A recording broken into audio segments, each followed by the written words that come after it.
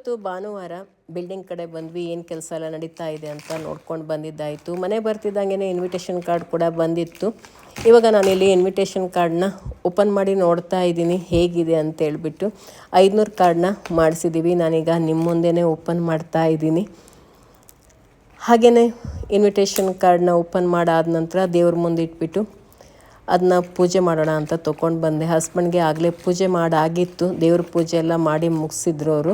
ಅದಕ್ಕೋಸ್ಕರ ನಾನೇ ಇಲ್ಲಿ ಇಡ್ತಾ ಇದ್ದೀನಿ.